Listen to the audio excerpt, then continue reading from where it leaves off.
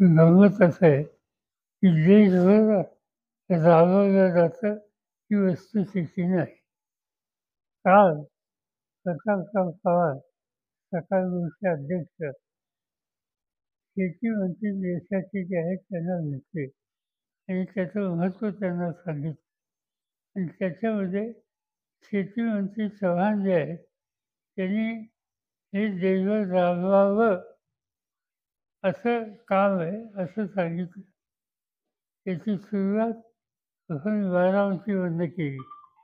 त्याचा आम्ही जवळपास वर्ष दीड वर्ष अभ्यास करत असतो आणि आम्ही आता या निष्कर्षाशी आलो की हे तंत्रज्ञान शेतीला उपयोगी आहे, अनेक क्षेत्राला उपयोगी आहे.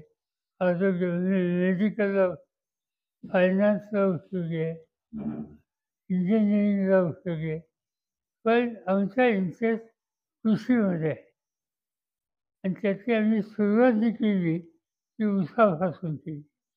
पण साधारणतः लोकांची एक तक्रार असते, ऊस हे जास्त पाणी घेणारं पीक आणि ऊस फार दिवस राहतो. आज आमचा अनुभव असा आहे की एव्हाच्या वर ऊसाला पाणी कमी लागतं 30%.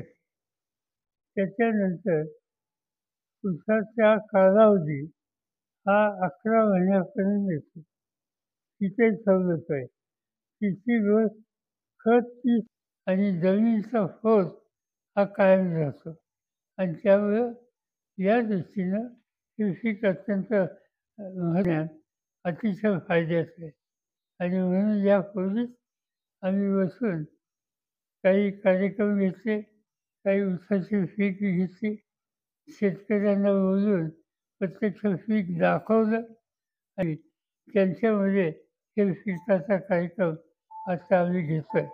पण आनंदाची गोष्ट ही आहे की शेतकरी आत्ताच माझ्याकडे उस्मानाबादचे 30-35 शेतकरी आणि साखर कारखान्याचे अध्यक्ष अरविंदराव गवळी आणि ते लोक आले होते आणि ते आता कृषी विकास प्रतिष्ठानवर गेले. का? तर हेच बघण्यासाठी.